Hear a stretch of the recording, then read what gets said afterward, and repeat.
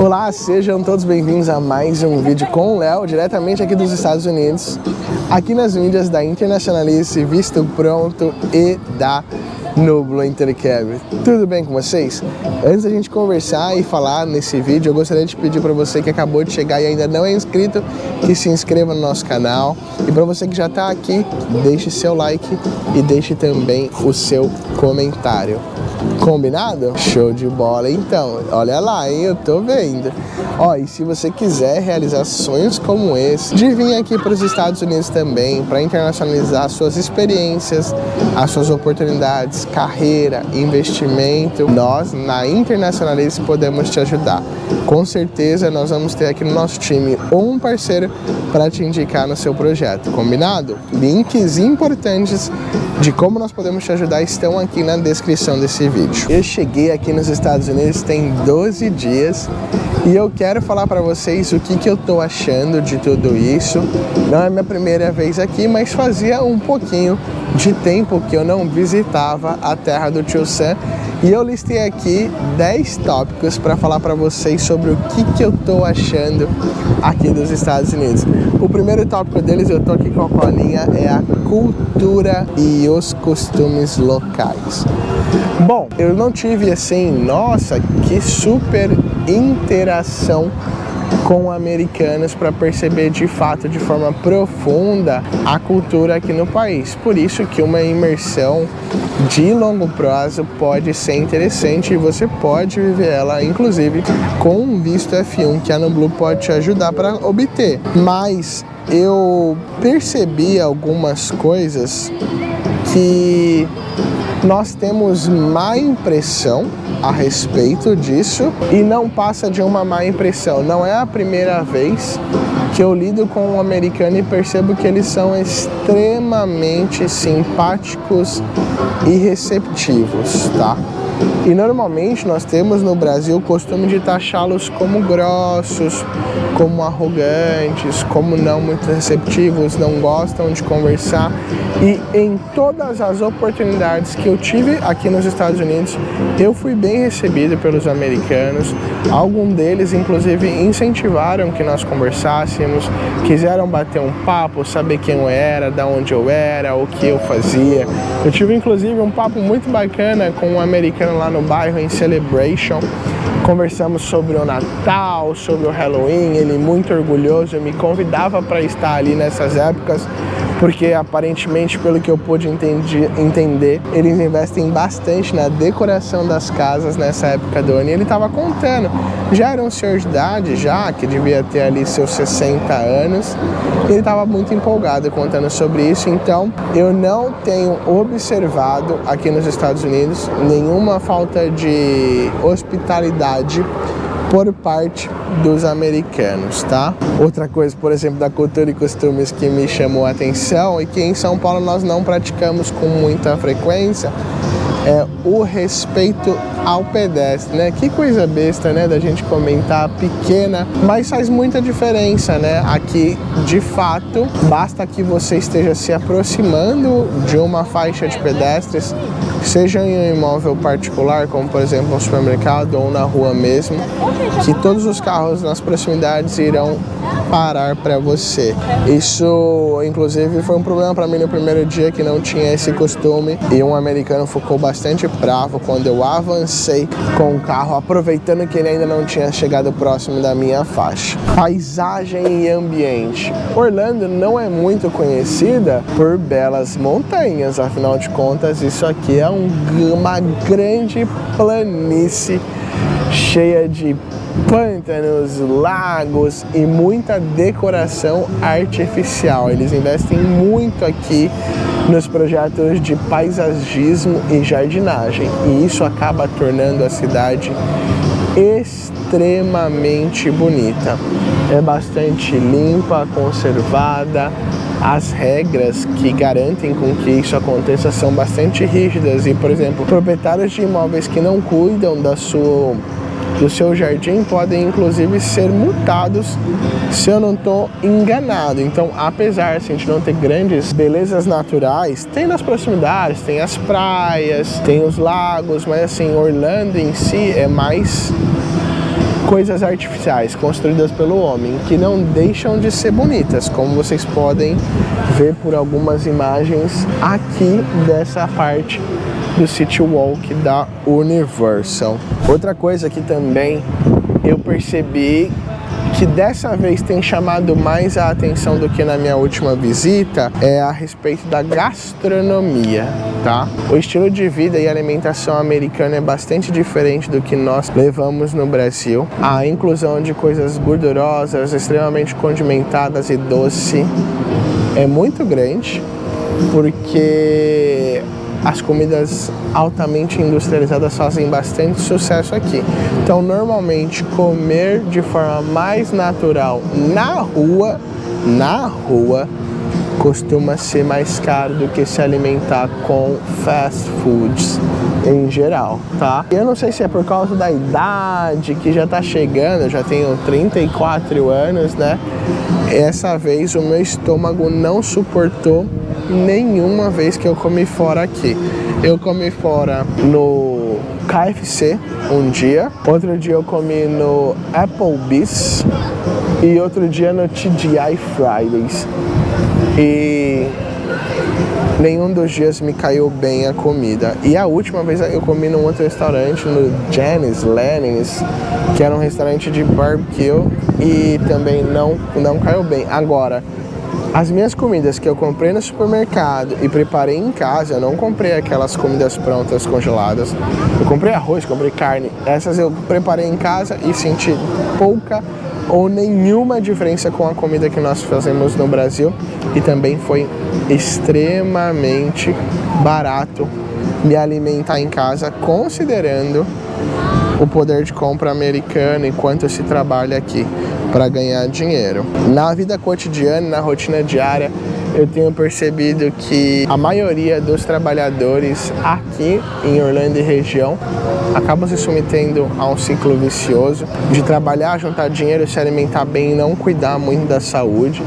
Você encontra com bastante frequência e facilidade trabalhadores braçais se alimentando literalmente de junk food em postos de gasolina como hot dogs, nachos, queijadilhas e etc. com seus copões e litrões de sucos extremamente adocicados, porque eles se permitem, tá? Eles se permitem, porque é mais fácil, é barato, e muitas vezes eles preferem economizar o tempo de trabalho para trabalhar, em vez de preparar suas refeições em casa e trazer para o serviço. Porque aqui, diferentemente do Brasil, por exemplo, seria inconcebível para um jardineiro, para um pedreiro, para alguém que trabalha na rua, andar, por exemplo, com um equipamento que aquece as suas refeições em qualquer lugar que você esteja. A bateria, por exemplo. Mas aqui nos Estados Unidos isso é barato. Com coisa de 50 ou 60 dólares a gente compra aqui um sistema de marmita que dá para você aquecer em qualquer lugar. Então eles poderiam ter uma vida de mais qualidade, descansar um pouco mais, comer melhor. Mas pelo que eu percebi, não é bem assim que funciona, né? O housekeeper lá da casa que eu tô ficando, ele chega todo dia com 1 litrão de café, meu. Isso faz um baita mal pro estômago. Então, na vida cotidiana, eu vejo que uma maioria dos trabalhadores, principalmente aqueles que trabalham mais com trabalhos que não estão associados a utilizar mais a cabeça e sim utilizar mais o músculo, preferem se alimentar de forma ruim e não curtir um estilo de vida muito bom durante a semana. Mas eu não posso dizer o contrário daqueles que trabalham em escritórios, porque eu não acompanhei essa rotina, tá? Mas eles vivem um baita de um estilo de vida às sextas, sábados e domingo. Lá no condomínio onde eu tô, sexta, sábado e domingo lota de americano vindo dos Estados Unidos inteiro para aproveitar Orlando, os parques, as piscinas, as compras. Então, isso é bastante legal. Na parte das diferenças sociais, o que eu percebi também aqui de bastante diferente do Brasil, primeiro que, assim, de fato, por onde eu passei, eu não vi pessoas pobres, tá? aquele cara, morador de rua. Aqui é muito difícil de ver, não é impossível, mas dessa vez eu ainda não me encontrei com nenhum. Mas você percebe durante sua visita ao supermercado, durante sua visita à farmácia, as pessoas que têm menor poder aquisitivo. Mas mesmo assim, elas estão com bons carros, não são carros do ano, não são carros zero, mas estão com bons carros, estão fazendo suas compras, mas a gente percebe pelo carrinho um volume maior de, por exemplo, comida industrializada. Mas com certeza a diferença mais gritante, que é aquela que move provavelmente a maior parte dos brasileiros que pensam em vir para cá, é a diferença do poder de compra. Aqui tá bastante associado ao que eu tava falando, né? Mesmo aqueles que têm salários menores têm estilos de vida razoável no que tange ao acesso a bens, né? Aqui eu fiz um vídeo recentemente de supermercado e nesse meu vídeo eu estimei que um americano médio trabalha de 4 a 8 horas por semana para gastar com alimentação. Então ele trabalha meio a um dia, o que ganha um salário mínimo aqui, tá bom? Que tá ali na faixa dos seus $15 aqui na Flórida e região. Pelo menos foi isso que eu vi em uma série de anúncios para vagas em shoppings, em lojas e em comércios. Esse cara vai trabalhar 4 a 8 horas semanais para pagar por sua alimentação. Com 2 dias de serviço, no máximo 2 dias e meio, ele consegue pagar pela sua hospedagem. Então a diferença entre quanto se trabalha aqui nos Estados Unidos para ter o básico e quanto se trabalha no Brasil para ter o básico é extremamente absurda. No Brasil estima assim por baixo que um trabalhador que ganha um salário mínimo, um salário inicial em sua carreira, vai trabalhar entre 2 e 4 dias por semana apenas para bancar a sua alimentação. Acaba sobrando pouco ou nenhum dinheiro para ele sobreviver. E é por isso que há hoje no Brasil tantas pessoas em situação de instabilidade alimentar, né? Que não tem certeza se vão comer ou que não comem as quantidades suficientemente necessárias de caloria diária, de legumes, vegetais, proteína e etc. Isso é muito triste e é algo que arregala aos olhos assim logo que você chega. Transporte. Esquece, isso você provavelmente já sabe, né? Mas esquece esse negócio de vir aqui para os Estados Unidos e achar que você vai sobreviver sem carro. São poucas as regiões onde isso de fato funciona, como por exemplo, passou uma menininha aqui e ficou me olhando, como por exemplo Nova York, talvez Boston, dependendo de onde você for morar, algumas cidades da Califórnia, mas também depende muito de onde você vai morar. A realidade do americano é ter carro, e é ter 2, ter 3 carros na garagem. Um carro de trabalho, um carro de família, e para aqueles que são amantes de carro, ainda tem o carro de exibição deles, né? Os carros que eles vão tunar. Então, não existe isso de andar sem carro aqui nos Estados Unidos, é praticamente impossível. E aí, que tipos de carros eles costumam ter aqui em Orlando e região? Carros compactos como carros do tamanho de HB20s no Brasil, Gol, Celta, aqui a gente não vai ver, tá? Você vê raramente um veículo como esse e eles são, na maioria das vezes, Fiat 500 ou 500. Que no Brasil é um carro de luxo. Aqui é carro de estudante, de meninas e meninos que estão comprando muitas vezes com seu próprio dinheiro o seu primeiro carro. E aí pega um carrinho mais simples, usadinho, para poder ter algum carro. Desse passo para cima, a maioria das pessoas vão ter bons carros médios de entrada. Aqui são carros como Corolla, Honda Civic, Nissan Sentra, que são carros completos. Um carro que eu tô, por exemplo, um Corolla básico, e ele tem assistente de colisão, assistente para evitar colisão frontal e para manutenção do carro na pista, para não perder o controle. Sem falar no controle de estabilidade, multimídia completa, vidros elétricos, automático, direção hidráulica e etc. A partir daí, há muitos carros de 7 lugares, as minivans.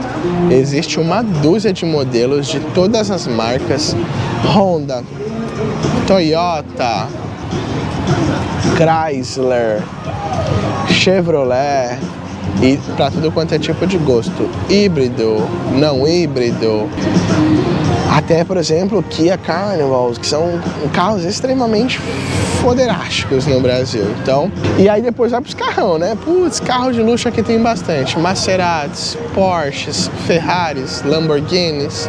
Você não vê com tanta frequência, mas em bairros mais nobres, como por exemplo Celebration, você vai encontrar bastante. Sem falar na molecada com seus pequenos esportivos, como os Mustangs e os Corvettes. Muito legal, a molecada se diverte aqui, hein? Com seus carros. Então, Estados Unidos e carro é uma realidade que precisa existir. Sem é muito difícil, aqui em Orlando eu diria impossível. E nas compras e nos preços? Bom, Orlando é o paraíso das compras. Há uma série de outlets, grandes supercenters, malls, com tudo quanto é tipo de loja. Eu fui em muita coisa aqui dar uma olhada. E o que eu pessoalmente achei? Das roupas, eu não achei nada super barato a ponto de dizer pra você assim que, meu Deus, vale muito a pena vir fazer o seu armário aqui, a não ser que vocês queiram investir em roupas de luxo, como roupas da Tommy, da Polo, né? Roupas que aí no Brasil são roupas assim extremamente caras, né? Camisetas de 400, 300 reais, mas aqui elas não estão necessariamente extremamente mais baratas, estão custando ali seus 60, 70, 80 dólares, né? Então roupa no geral eu não achei muito barato, com exceção assim das calças na Levi's, que estão realmente com preço muito bom, e tênis.